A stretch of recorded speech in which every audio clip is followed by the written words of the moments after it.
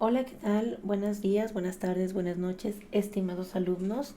Les saluda su maestra Paulina Ultreras Correa en un nuevo tema de la materia de macroeconomía en la licenciatura en administración del sistema en línea del Tecnológico Nacional de México, Campus Jerez.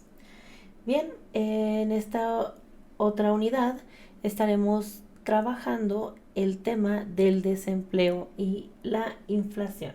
Estos dos términos que los hemos escuchado frecuentemente en los medios de comunicación y que necesariamente nos generan por ahí algún tipo de desconcierto en algunos casos.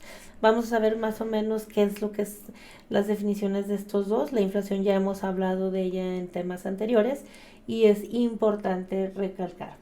Para la economía neoclásica, que es la que nosotros vivimos, es la que más o menos se desarrolló a partir de Adam Smith, posteriormente con Keynes.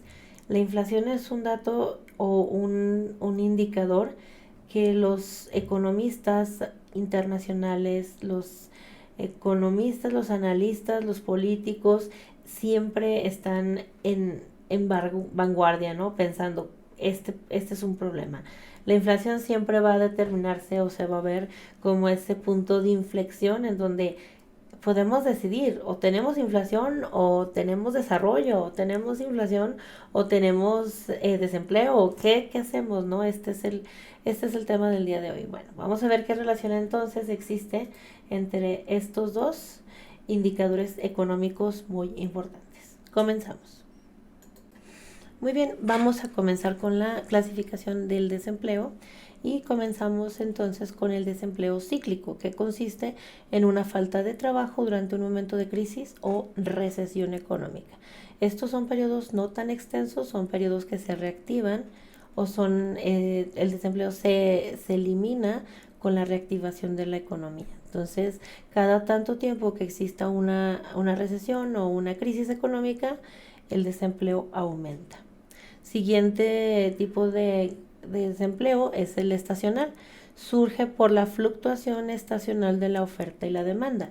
El sector de la agrícola, por ejemplo, ofrece un claro ejemplo de este tipo de desempleo. En épocas de cosecha aumenta la oferta de trabajo y el desempleo tiende a desaparecer. Cuando del resto del año existe una alta tasa de desempleo.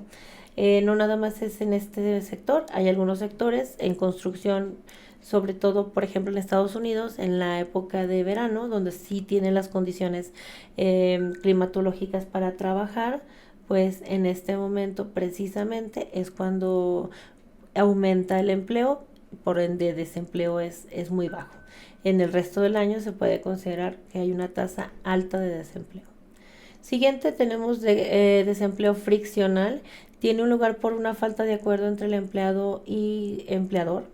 Esto es algo normal, es decir, las personas cambiamos de lugar de trabajo en muchas ocasiones, algún tipo de búsqueda de nuevas oportunidades, algún tipo de problema con los empleadores, algún tipo de cambio totalmente de localidad, de lugar de residencia, etcétera. Entonces, esto es algo normal, es la parte que nosotros tendríamos que adaptar o aportar normal dentro de una economía, ¿no?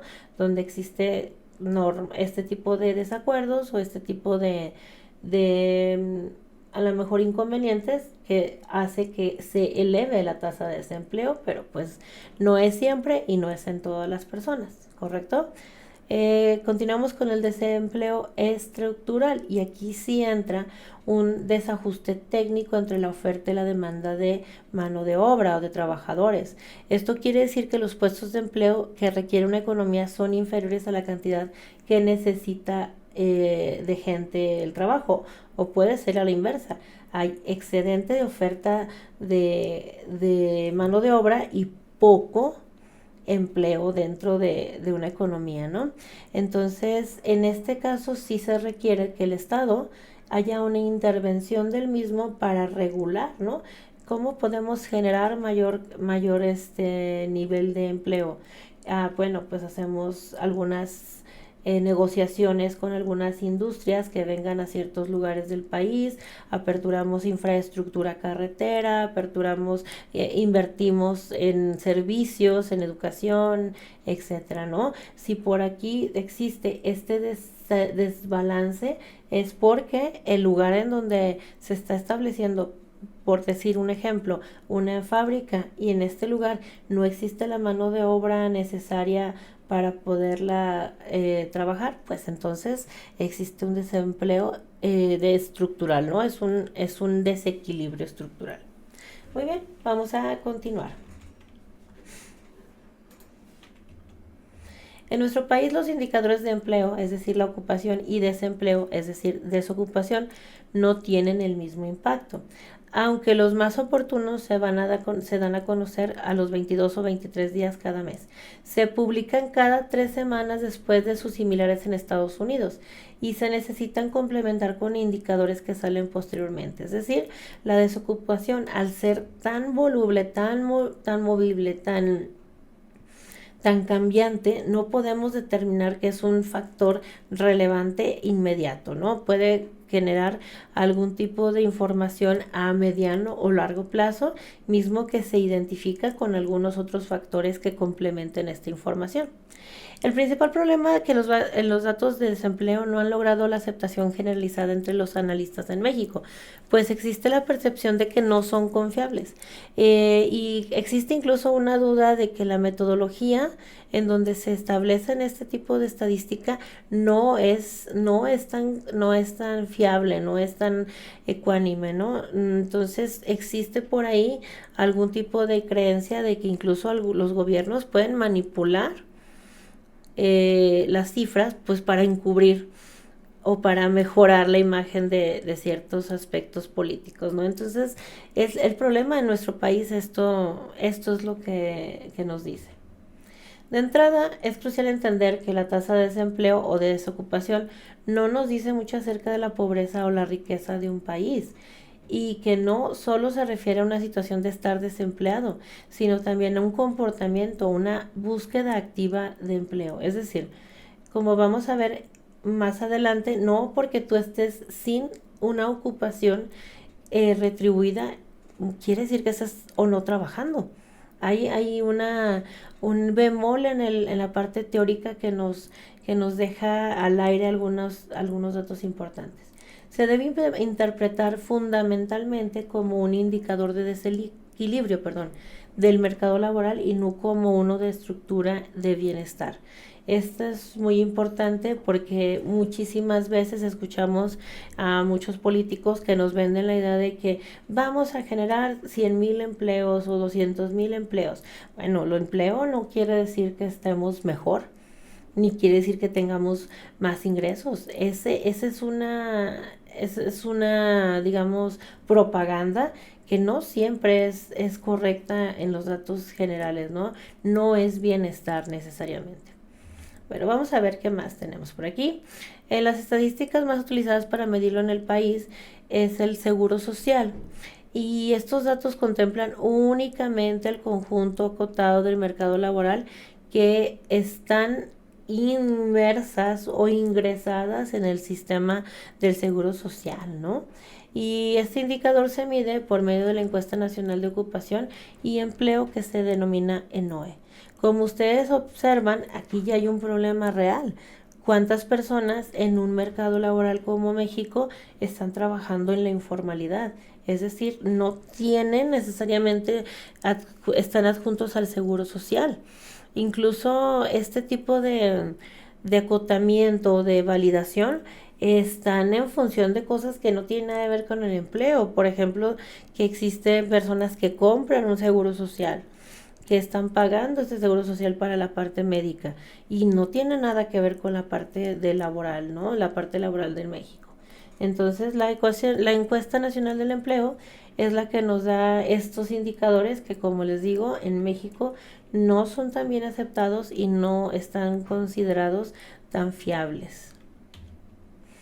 El problema principal de la tasa de desempleo es que el indicador económico de coyuntura más criticado es el que no podemos como creer, es el que no podemos identificar como 100% real, ¿no? Entonces dice, la razón más importante es el nivel tan bajo que se reporta mes tras mes. Es decir, prácticamente México nunca tiene desempleo. Es el país donde menos desempleo existe. Estamos en los primeros lugares en el desempleo. Y recordemos esto, el pleno empleo es la situación en un mercado donde todas las personas de todo el país que está buscando trabajo tienen trabajo, y esa es una situación bastante compleja de lograr, pero más allá de lo complejo es la percepción que se tiene. Es decir, ¿cuántos de nosotros decimos, yo no tengo un empleo, yo quizás estoy emprendiendo, yo quizás estoy trabajando de manera informal, o mis familiares tienen este tipo de búsqueda de empleo 1 año, 6 meses, 7 meses? Entonces es un indicador bastante controversial en nuestro país. ¿Cómo podemos tener una tasa de desempleo mucho más baja que países miembros de la OCDE, que es la Organización para la Cooperación y el Desarrollo Económico, si no contamos con el mismo grado de desarrollo? Muchos analistas piensan que la definición misma del desempleo en México está más acotada por razones políticas. ¿Sí? Continuamos con esta situación en México y en muchas partes de Latinoamérica, sobre todo, en donde utilizan este discurso político para vender un bienestar en una población. Pero bueno, vamos a ver por qué realmente esto no necesariamente tiene que ser cierto. En el INEGI existe un indicador que se llama TDA, y esto es la tasa de desempleo abierto. Se representa como una proporción o tasa respecto a la población económicamente activa, es decir, un porcentaje de la PEA, población económicamente activa, que no tiene trabajo, y en ese momento y en el momento de la encuesta, perdón, han realizado esfuerzos explícitos en buscar empleo. Esto significa que el desempleo abierto es parte de la fuerza laboral del país, aunque no esté ocupada. ¿Qué quiere decir? Que esa proporción de personas, como vamos a ver un poquito más adelante, que es la PEA y que es el PI, quiere decir que no le hace que no importa que tú no tengas trabajo, con que estés buscando trabajo, ya eres una población ocupada. Suena raro, ¿verdad? Porque al final, ¿qué es el empleo entonces? ¿O qué se considera estar empleado en nuestro país? Vamos a ver esta clasificación, y tenemos en este cuadro la población total del país o de un país, y tenemos dos: población en edad de trabajar y menores respecto a la edad de trabajar. En México la edad para trabajar es 16 años, sin embargo la ENOE comienza a tomar sus datos estadísticos a partir de los 14 años, mismo que ya desde ahí representa una visceralidad de la información, ¿cierto? Bien, entonces todas las personas que están debajo de la edad para trabajar, pues no deben de estar contempladas ni consideradas. Seguimos, la población en edad de trabajar se divide en dos vertientes: población económica activa, que es la fuerza laboral, y la población económicamente inactiva. Dentro de la población económicamente activa se divide en dos: los que están ocupados, es decir, que están trabajando, que están contratados, que están laborando, y aquellos que no lo están, pero como mencionamos anteriormente, están buscando trabajo. Es decir, que están haciendo búsqueda explícita para conseguir trabajo. ¿A qué se refiere este dato? Bueno, aquellas personas que no están trabajando, pero están ingresando currículums en las empresas, están yendo a entrevistas, están buscando en medios sociales, en bolsas de trabajo, etcétera, etcétera, etcétera, ¿sí?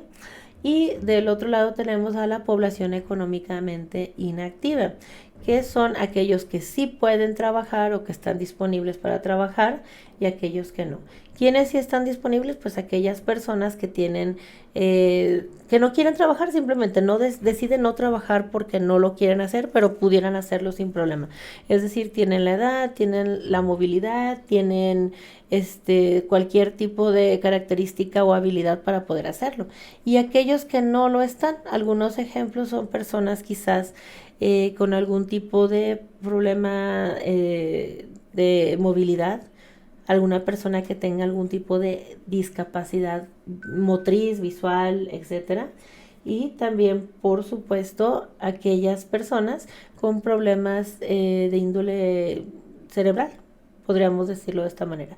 Entonces tenemos estas dos características o estas grandes clasificaciones que son la población económicamente activa, PEA, y población económicamente inactiva.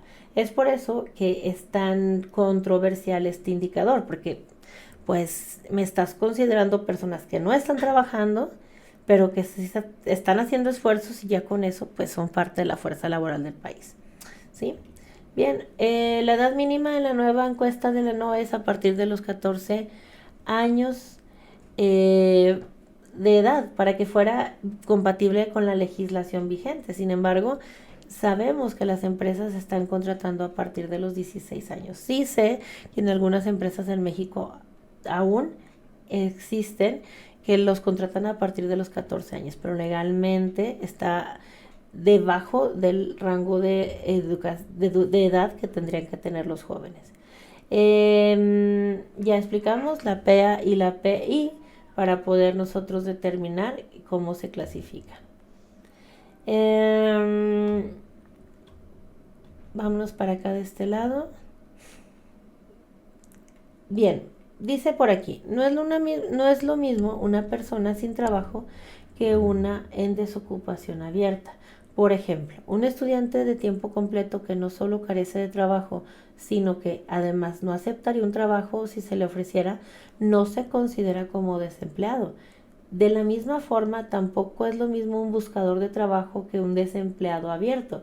Todos los desempleados abiertos buscan trabajo, pero no todos los que buscan trabajo están desocupados.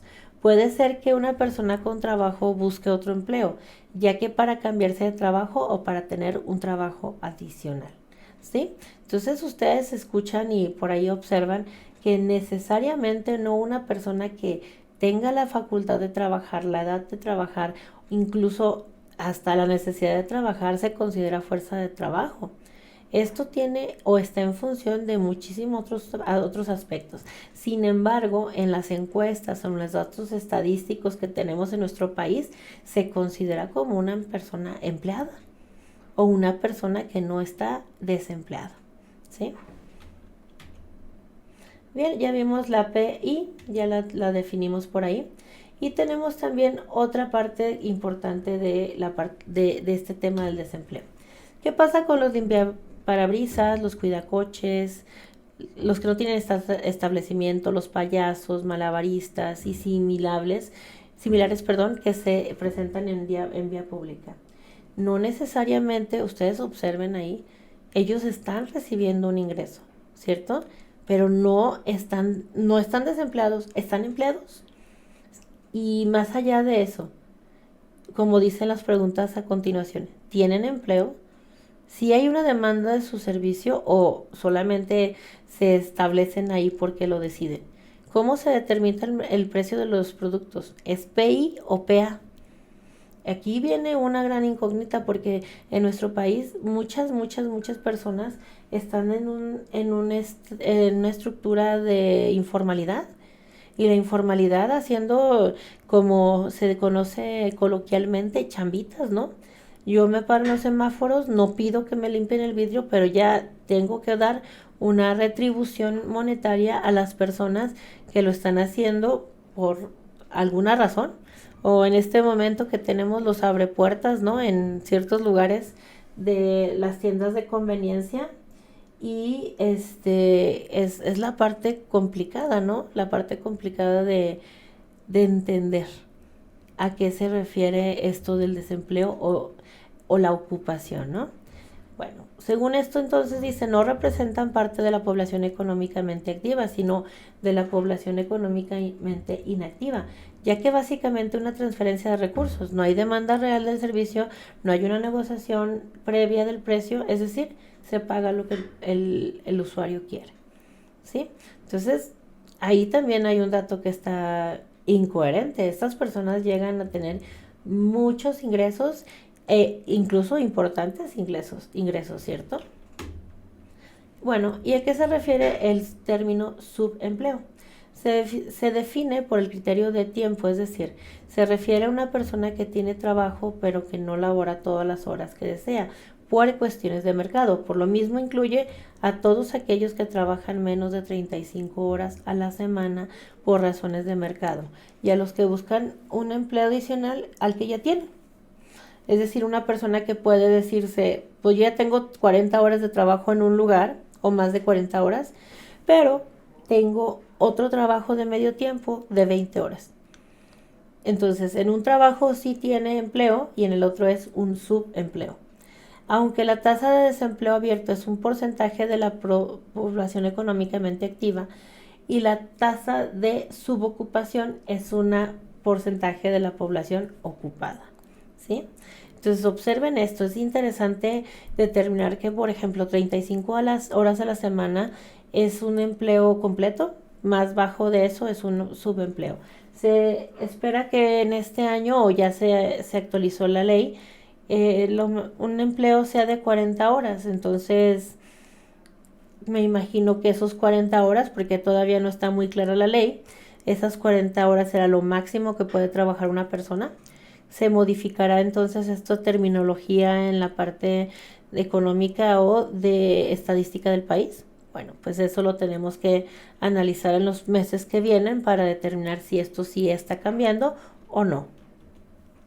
Bien, hablando de la parte informal de la economía, ¿qué es? Se define mediante una ocupación que utiliza recursos de los hogares, pero sin constituirse como empresas. El criterio central es la ausencia de prácticas contables convencionales, es decir, es una actividad que no paga impuestos ni lleva registros administrativos. Muchísimo empleo informal en nuestro país. Se hablan de cifras de más del 40% de la población de nuestro país.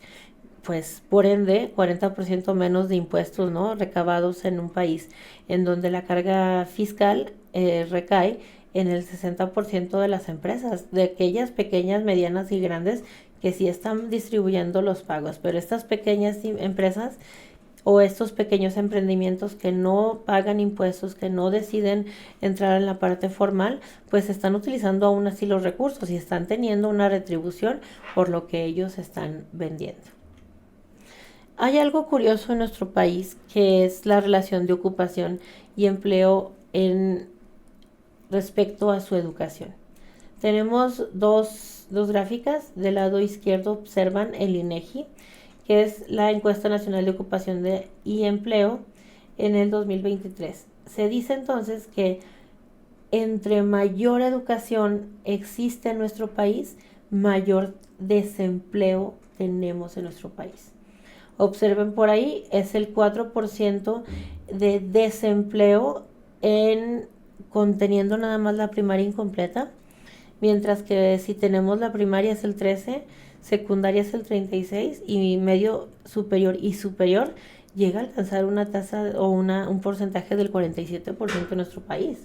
¿Qué sucede, por ejemplo, en lugares como Europa? Esta es la estadística del Ministerio de Economía de la Unión Europea en el 2023, en donde existe una mayor tasa de desempleo con menor educación. Es decir, si tienes primaria, tienes una promedio de 29.7% de desempleo y con un título universitario esta baja a 11.4%.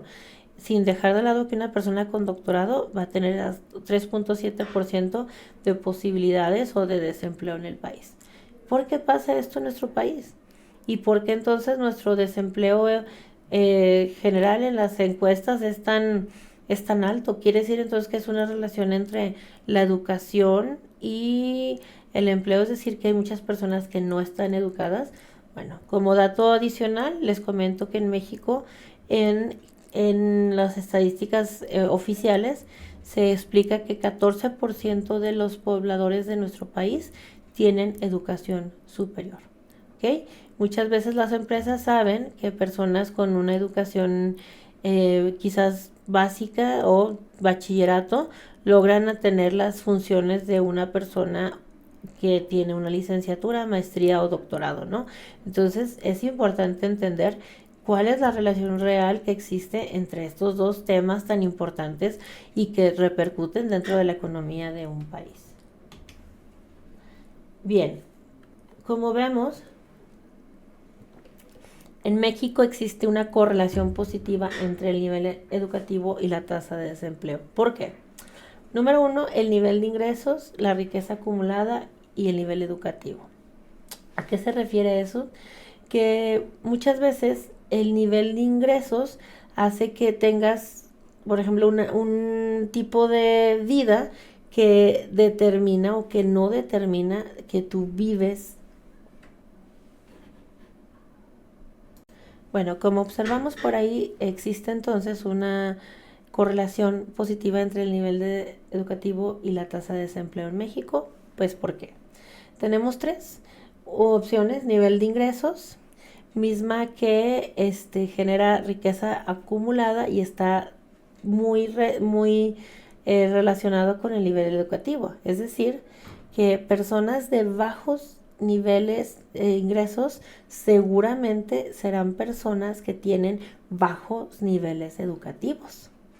¿Sí? Esto se ve bastante en aquellas familias que tienen, no sé, tienen hijos que son directores de empresas y siguen siendo los directivos, los hijos, los nietos, porque al final es una riqueza acumulada, pero que ya viene desde antes. E incluso entender esto, ¿no? Que se determina que una persona de bajos ingresos es una persona que no tiene educación superior. Puede ser verdad o puede ser mentira. ¿Ustedes qué piensan? Esta es la primera aseveración que hace el autor.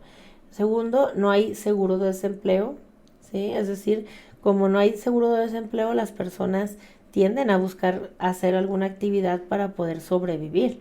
En países como Europa existen estos seguros de desempleo que son muy importantes y vitales para la economía, debido a que si las personas no logran adquirir el empleo necesario o que les pueda funcionar para sobrevivir en su vida, lo que van a hacer pues es buscar el seguro de desempleo, que evita que muchas personas entren a la mejor a la delincuencia, que busquen obtener los bienes de una u otra manera, ¿no? Recordemos que las personas vamos a sobrevivir en donde estemos. Si no lo logramos de hacer de manera legal, pues vamos a incurrir incluso en algunas prácticas no correctas. Y finalmente la migración, ya sea legal o ilegal, y sobre todo de los niveles de ingreso más altos. Si existe una mayor educación, muchas personas dicen, mejor me voy a otro país para que se me valore y se me pague con respecto a lo que yo estudié. Sí, porque como vimos aquí en México, pues existe esta variable, este bemol, ¿no? Donde a mayor educación, mayor desempleo. Muy bien, vamos a continuar.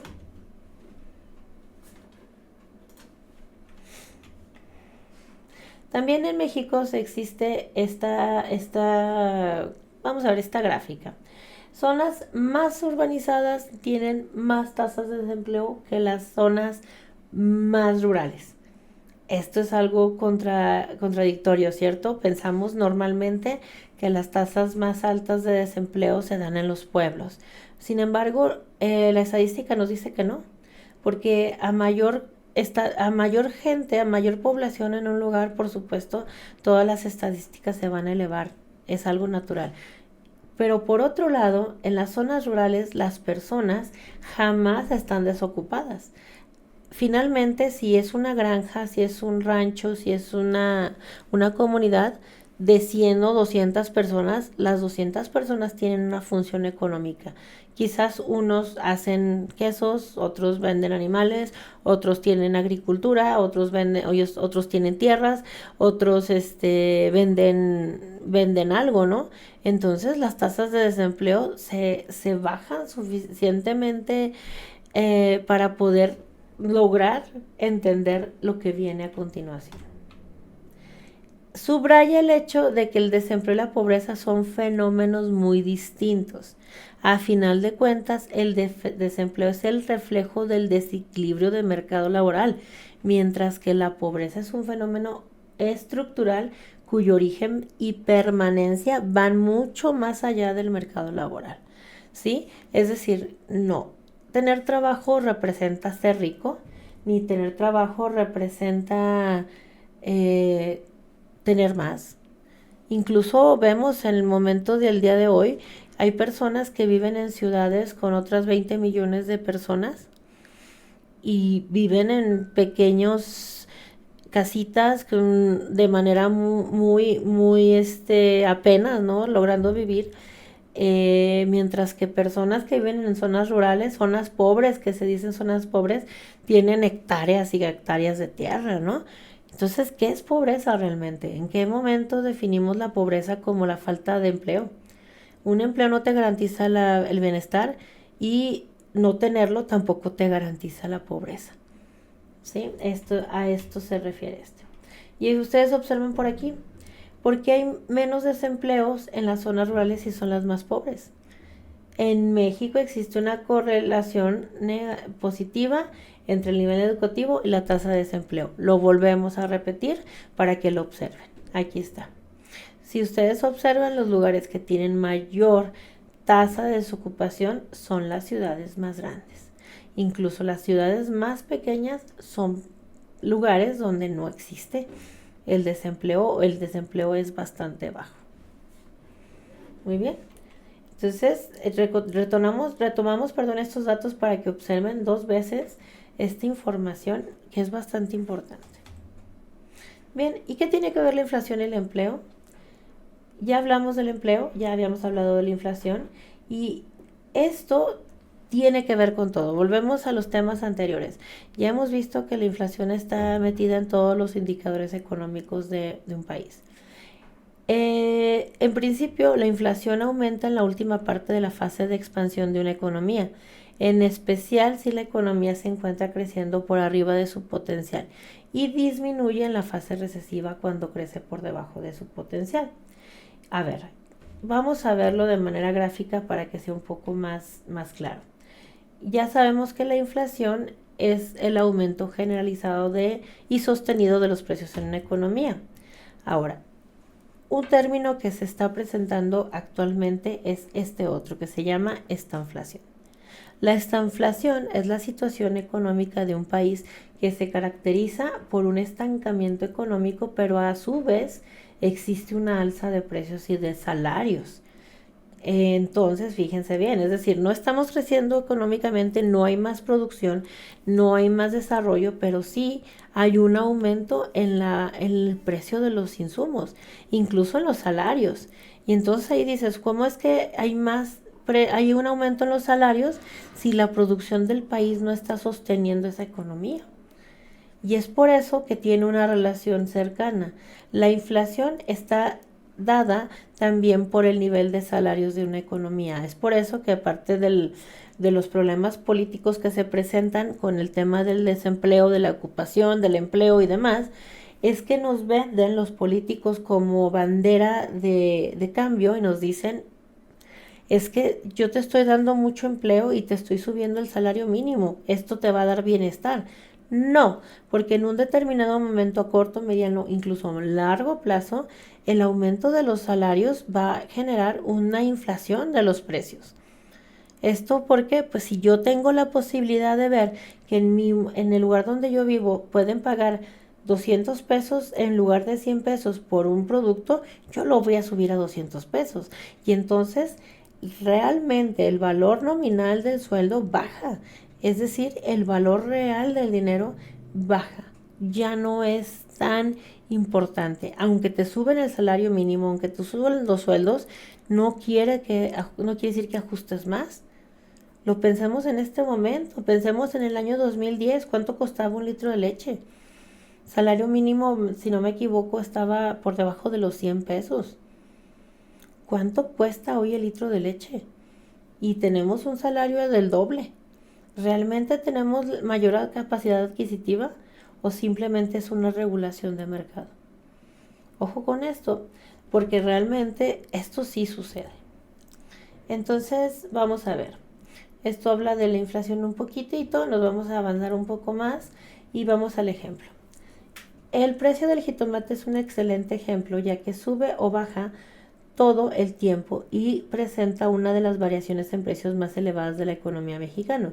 Por ejemplo, respecto a la quincena inmediata anterior, se han observado incrementos desde el 60% y caídas hasta del 40%, mientras que respecto al mismo periodo del año anterior, las variaciones van de 180 a menos de 60%. ¿Sí? Observen entonces que la inflación de los precios sí tiene que ver porque no necesariamente quiere decir que tú tienes mayor empleo, vas a tener mayor ingreso. Esto tiene que ver mucho con la inflación de los precios. A ver, cuando el precio del jitomate sube como consecuencia de una inundación, es claramente un fenómeno microeconómico. Una inundación no la podemos controlar, ya que se trata de variaciones de la oferta y la demanda de un mercado particular. Al existir menos jitomate en el mercado en un momento dado, es necesario que suba el precio para reflejar esta situación. Es decir, como hay escasez, aumenta.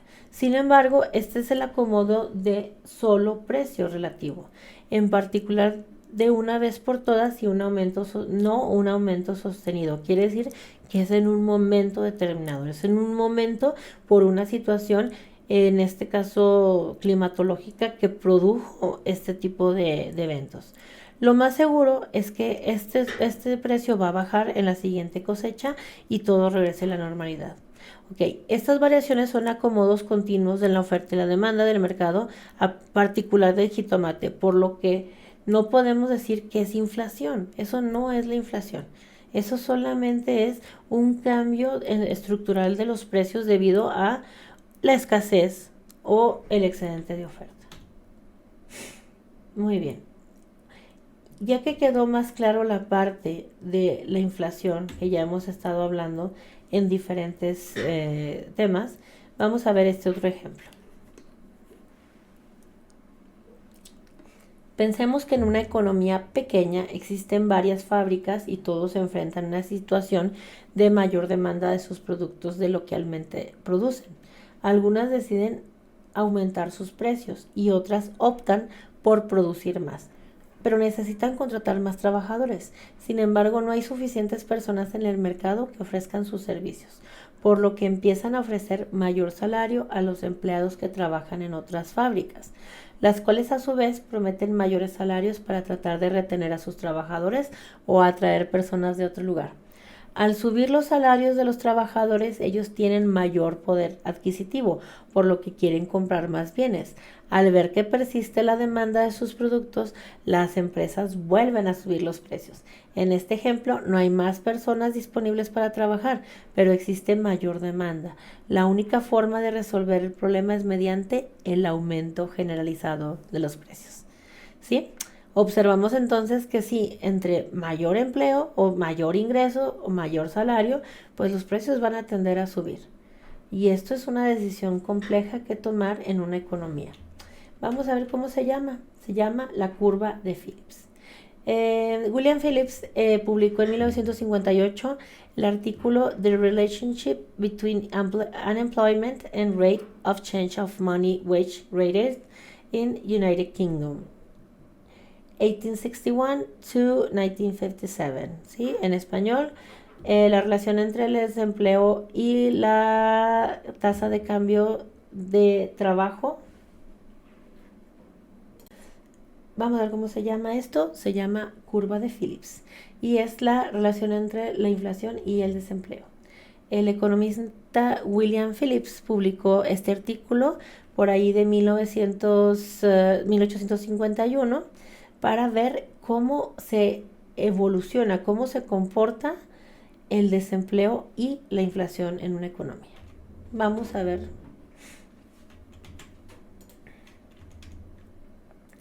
Dice, la explicación reside en que a medida que aumenta la demanda agregada, es decir, la aumenta demanda de todos los productos y servicios en una economía, la tensión de los precios es mayor y comienza a subir, mientras que el desempleo disminuye. A corto plazo, cuando aumentan los precios, bajan los salarios reales. los salarios nominales suelen subir en menor medida que los precios. Esta bajada de los salarios reales abarata el costo de la mano de obra y las empresas demandan más trabajo. Ustedes observan aquí, tenemos en el eje de las Y la tasa de inflación, en el eje de las X la tasa de desempleo, ¿no? Y podemos identificar que cuando nosotros vamos teniendo mayor desempleo, una tasa mayor de desempleo, los precios empiezan a bajar.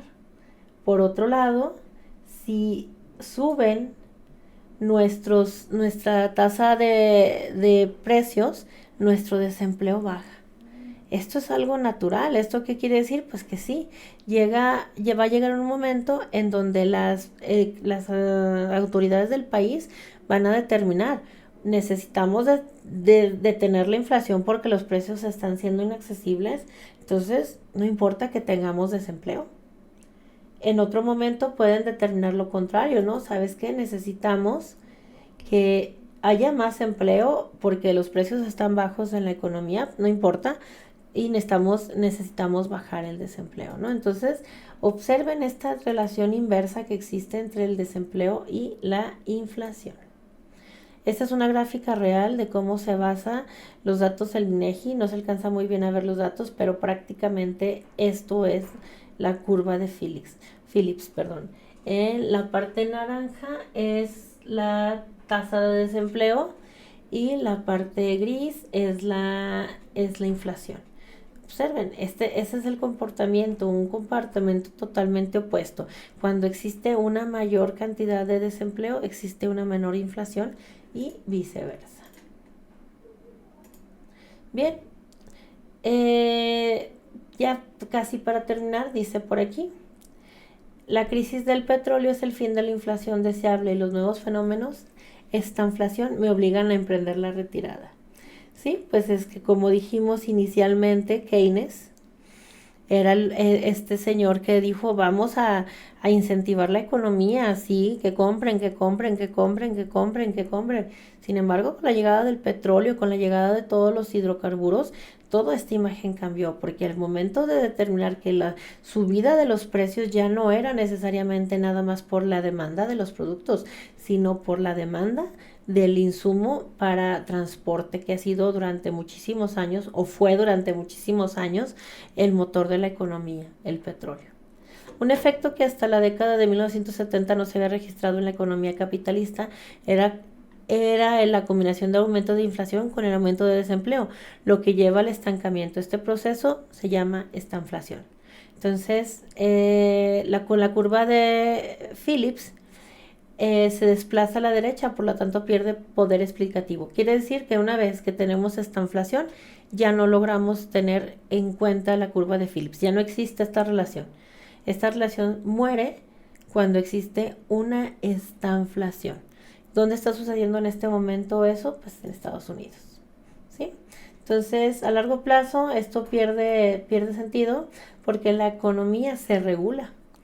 Conforme va pasando los años, los precios suben, las empresas siguen produciendo, se contratan más personas, se abren nuevos negocios, crece la población, se regula la economía. Y pues la relación de la curva de Phillips pierde valor, ¿no? Esto va cambiando y se va reestructurando cada tanto tiempo. Muy bien, entonces con eso, particularmente el entender cuál es la relación entre estas dos vertientes, entendemos que el desempleo y la inflación están relacionados. Como parte a conclusión, como conclusión podemos determinar lo siguiente. Un país deberá tener en cuenta los niveles de precio de su economía y determinar y decidir si prefiere tener una alta cantidad de precios y poco desempleo o por el contrario, bajar los precios aunque esto implique una alta tasa de desempleo. Muy bien, jóvenes, pues con eso terminamos la presentación y el tema del día de hoy. Es importante que lean, se documenten un poquito más sobre estos temas y entiendan la relación que existe y sobre todo quitarle el peso a ciertos indicadores económicos que no necesariamente tienen. Como quedamos para poder concluir, el trabajo o el empleo no significa bienestar. La riqueza no necesariamente tiene que ser en zonas urbanizadas y por supuesto las decisiones políticas económicas que se tomen en un país tienen que estar figurando y entendiendo que existe una repercusión. Siempre va a existir un algo que suceda, una consecuencia a las decisiones que se tomen de manera nacional, en el Estado, de manera política. Por mi parte sería todo por este tema. Les agradezco su atención. Cualquier duda, tema, incluso comentario que me quieran hacer, por favor usen su plataforma. Será un gusto saludarlos. Excelente tarde, noche o día cuando me estén escuchando. Nos vemos en el siguiente video.